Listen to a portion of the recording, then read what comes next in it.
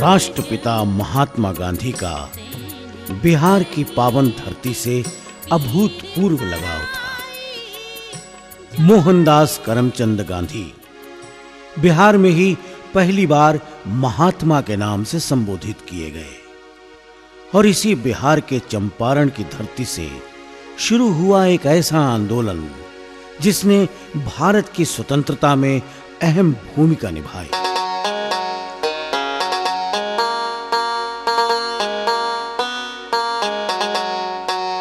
बीसवीं शताब्दी की शुरुआत में इसी चंपारण के दबे हुए गरीब किसानों और मजदूरों के शोषण, उन पर बर्बरतापूर्ण अत्याचार और उनकी महिलाओं की अस्मिता से खिलवाड़ करने वाले गोरों से मुक्ति दिलाने की कहानी संजोए हुए प्रकाश पुंज के रूप में आज भी खड़ा है ये भितिहरवा आश्रम, जो महात्मा गांधी, पंडित राजकुमार शुक्ल और उनके जुझारू किसान साथियों के परिश्रम का प्रतिफल है और जिसे महात्मा गांधी द्वारा स्वयं निर्मित कराया गया था।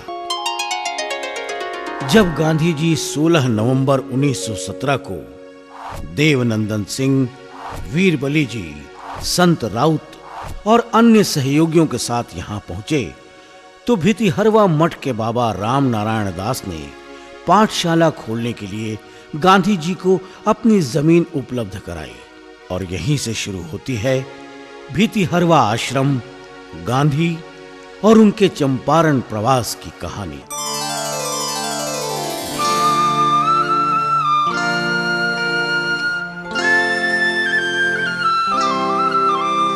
गांधी आश्रम भितिहरवा जिला मुख्यालय बेतिया से लगभग 54 किलोमीटर उत्तर पश्चिम दिशा में तथा नरकटियागंज अनुमंडल से 15 किलोमीटर की दूरी पर स्थित है।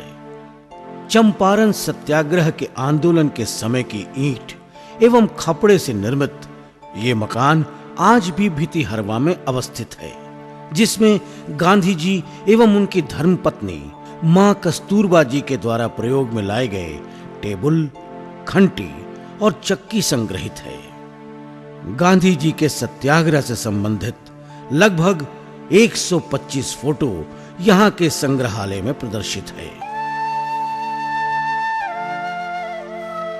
15 अप्रैल 1917 ईस्वी को मोतिहारी में, 22 अप्रैल 1917 को बेतिया के हजारीमल धर्मशाला में तथा 27 अप्रैल 1917 ईस्वी को मुरली भरहवा एवं भितिहरवा गांव में पंडित राजकुमार शुक्ल के प्रयास से मोहनदास करमचंद गांधी चंपारण की धरती पर आए।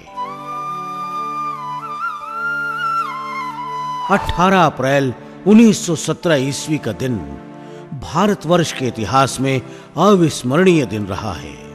इसी दिन एसडीओ मोतिहारी की अदालत में गांधी जी ने ऐतिहासिक बयान दिया और गांधी जी की जीत हुई।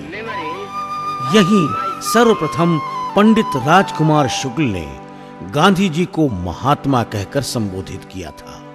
इस प्रकार गांधी जी को महात्मा गांधी की उपाधि से सर्वप्रथम चंपारण वासियों ने विभूषित किया।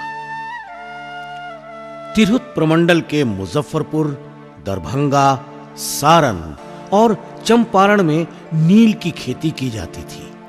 सर्वप्रथम सन 1813 ईस्वी में कर्नल हिक्की नामक अंग्रेज ने 12 चकिया में नीलहा कोठी की स्थापना की थी।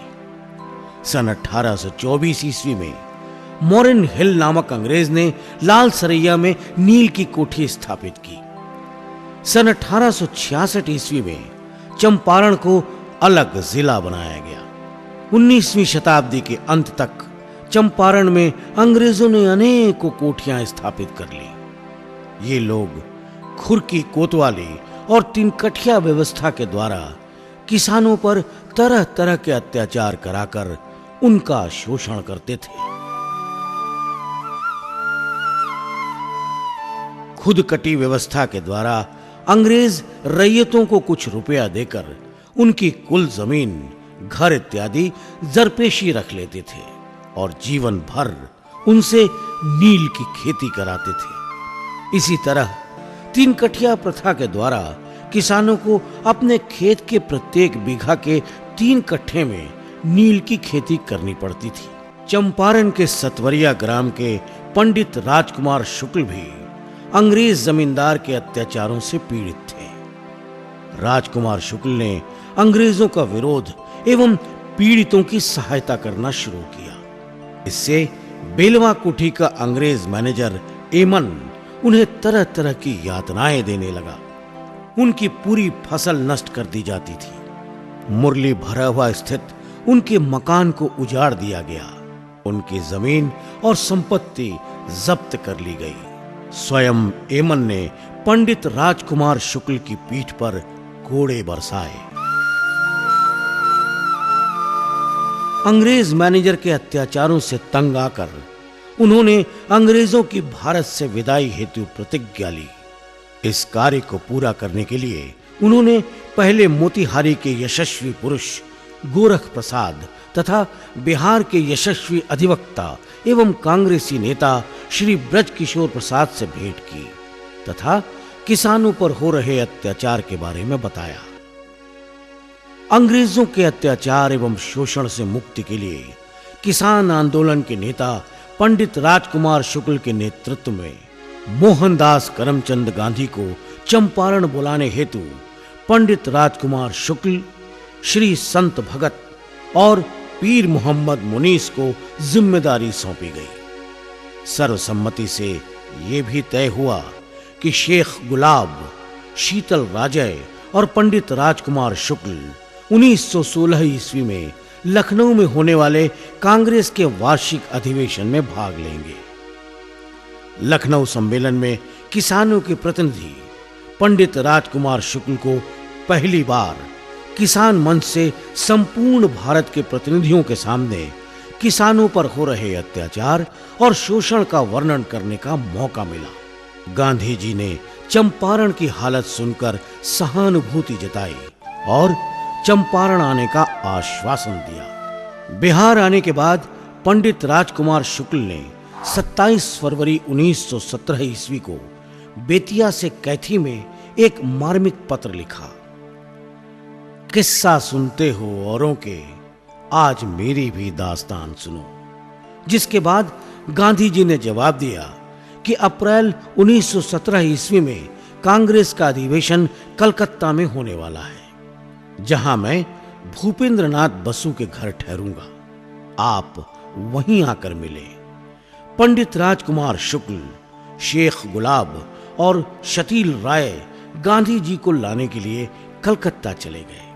अगले दिन मोहनदास करमचंद गांधी बिहार प्लांटर्स एसोसिएशन के मंत्री जे.एम. विल्सन से मिले।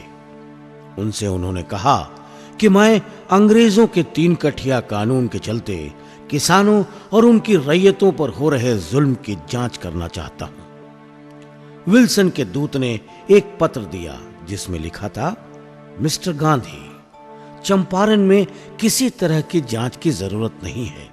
गांधी जी 13 अप्रैल 1917 ईस्वी को तिरहुत के कमिश्नर ए.एफ. मोर्शेड से मिले।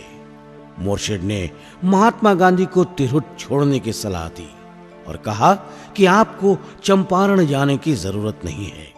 तिरहुत के आयुक्त ने चंपारण के मजिस्ट्रेट को आदेश दिया कि गांधी जी के चंपारण आने की स्थिति में धारा 144 के तहत कार्रवाई करे। दिनांक 15 अप्रैल 1917 ईस्वी को गांधी जी धरणीधर प्रसाद और गोरख प्रसाद के साथ शाम में 3 बजे मोतिहारी स्टेशन पहुंचे।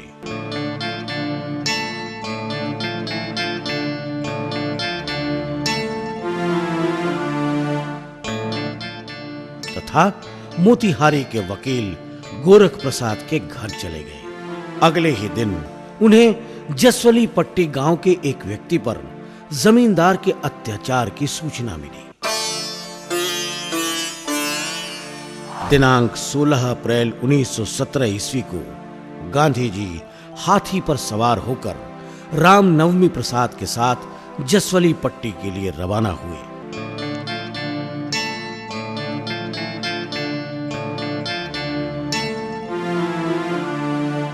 रास्ते में ही पुलिस के दरोगा ने गांधी जी को चंपारण के जिला मजिस्ट्रेट W.B. हिकॉक का पत्र दिया।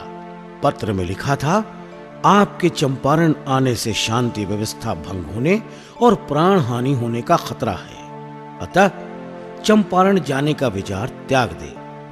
गांधी जी ने उस आदेश को मानने से इनकार कर दिया और इसके लिए किसी भी दंड को भुगतने का फैसला कर लिया। इसके बाद गांधी जी ने डॉक्टर राजेंद्र प्रसाद और C.F. एंड्रयूज से चंपारण आने का निवेदन किया। दिनांक 18 अप्रैल 1917 ईस्वी को महात्मा गांधी पर सरकारी आदेश तोड़ने के आरोप में कार्रवाई शुरू हुई। 18 अप्रैल 1917 ईस्वी को ही SDO मोतिहारी के कार्यालय में महात्मा गांधी को उपस्थित होने का आदेश मिला, जहां धारा 144 और 188 को उल्लंघन के आरोप में महात्मा गांधी को सफाई देनी थी। SDO मोतिहारी की अदालत में महात्मा गांधी ने जो ऐतिहासिक बयान दिया, वह उनके निजी जीवन एवं राष्ट्रीय आंदोलन यानी चंपारण सत्याग्रह के इतिहास में अमर है।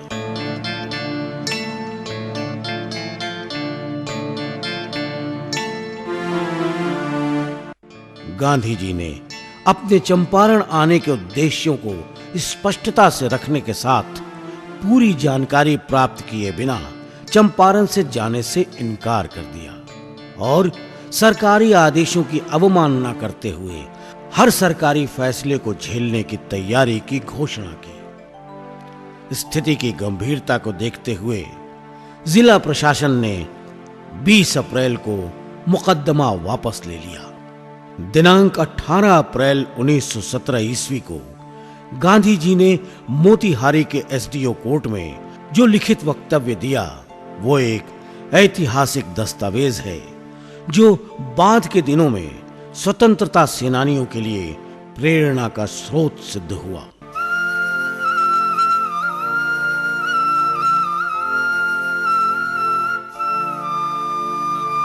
ऐतिहासिक जीत के बाद गांधी जी 22 अप्रैल 1917 ईस्वी को बेतिया रवाना हुए। शाम में अपार जनसमूह के साथ हजारीमल धर्मशाला पहुंचे। उसी धर्मशाला में अपने सहयोगी स्वतंत्रता सेनानियों के साथ महीनों रहकर गांधी जी ने चंपारण के हजारों शोषित पीड़ित किसानों की व्यथा सुनी। इसी धर्मशाला में पहली बार ग्रामीणों ने अपनी जुबान खोलने की हिम्मत जुटाई तथा 850 गांवों के लगभग 10,000 किसानों ने नीलहे गोरों के अत्याचार से संबंधित बयानों को लिखित रूप से दर्ज कराया। गांधी जी 22 अप्रैल को ब्रजकिशोर प्रसाद एवं पंडित राजकुमार शुक्ल के साथ लौरकिया गांव गए। 26 अप्रैल को नरकटियागंज पहुंचे। 27 अप्रैल 1917 ईस्वी को महात्मा गांधी, ब्रजकिशोर बाबू, रामनवमी बाबू, विंध्यवासिनी बाबू, अवधेश प्रसाद आदि के साथ शिकारपुर होते हुए पंडित राजकुमार शुक्ल के घर मुरली भरहवा पहुंचे। वे लोग बेलवा कोठी के नीलहा मैनेजर AC एमन से मिलने भी गए तथा रात में अमुलवा के संत राउत के घर ठहरे। चंपारण के गांव में घूमते हुए गांधी जी ने भितिहरवा में एक महुआ के पेड़ के नीचे बैठकर उपस्थित लोगों के सामने निरक्षरता दूर करने का संकल्प लिया। गांधी जी की लोकप्रियता से प्रभावित होकर बिहार के तत्कालीन गवर्नर सर एडवर्ड गेट ने चंपारण की स्थिति पर मामले की जांच के लिए एक आयोग गठन किया और गांधी जी को भी इसका सदस्य बनाया। इस जांच आयोग में नीलहों और जमींदारों के प्रतिनिधि के साथ किसानों के प्रतिनिधि के रूप में गांधी जी थे। उन्होंने आयोग को यह समझाया कि तीन कठिया प्रथा खत्म होनी चाहिए। जांच कमेटी ने सभी शिकायतों को सही पाया और तीन कठिया प्रथा को समाप्त करने हेतु 4 अक्टूबर 1917 ईस्वी को जांच समिति यानी आयोग ने सरकार से सिफारिश की। एक कानून बनाकर यानी चंपारण कृषि अधिनियम बनाकर 3 कठिया प्रथा को उठा लिया गया।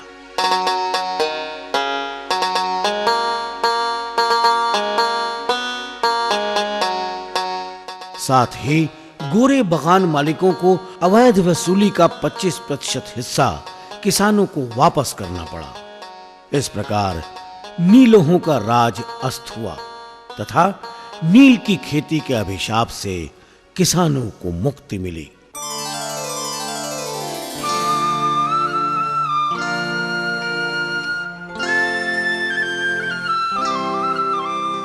चंपारण सत्याग्रह की सफलता के फलस्वरूप गांधी जी राष्ट्रीय नेता बन गए। दक्षिण अफ्रीका से लौटकर भारत में अहिंसा एवं सत्याग्रह का सफल प्रयोग चंपारण की धरती पर ही किया गया। उन्होंने चंपारण में शोषण और पिछड़ेपन को समाप्त करने के लिए पाठशालाएं स्थापित कराईं। 28 नवंबर को गांधी जी अपनी पत्नी मां कस्तूरबा गांधी तथा पंडित राजकुमार शुक्ल के साथ भितिहरवा आए। मां कस्तूरबा गांधी पाठशाला में शिक्षिका का कार्य करने लगी। बेलवा कोठी के एमन साहब ने अपने आदमियों द्वारा कुटिया में आग लगवा दी। इसके बाद स्वयं सेवकों तथा ग्रामीणों के सहयोग से ईंटों का मकान बनवा दिया गया। इस पाठशाला के निर्माण में मां कस्तूरबा गांधी ने भी ईंट ढोने तक का काम किया था। पाठशाला में 12 वर्ष से कम उम्र के बच्चों को शिक्षा दी जाती थी। पाठशाला में पढ़ाने वाले स्वयं सेवक बच्चों के साथ गांवों की स्त्रियों और पुरुषों को भी सुशिक्षित करने का काम करते थे। वह लड़कों को कपड़े बुनना, सड़क साफ करना, बच्चों को साफ सुथरा रखने के लिए स्त्रियों को भी शिक्षा देते थे। मां कस्तूरबा महात्मा गांधी के साथ ही भितिहरवा आश्रम में रहीं तथा बच्चों को पढ़ाने लिखाने और लोगों के मन में चेतना जगाने का कार्य करती रहीं। भितिहरवा पाठशाला में 80 लड़कों की पहली बार पढ़ाई शुरू हुई। पंडित शुक्ल के नेतृत्व में संत राउत और प्रहलाद भगत भी पाठशाला के संचालन में सहयोग करते रहे। सन 1948 ईस्वी में इस पाठशाला को भितिहरवा आश्रम से अलग कर दिया गया। गांधी जी के निधन के बाद स्मारक निधि का गठन सन 1951 ईस्वी में हुआ तथा भितिहरवा आश्रम का संचालन इसके द्वारा होने लगा। ये भितिहरवा आश्रम बाद में गांधी आश्रम भितिहरवा के रूप में प्रचलित हो गया।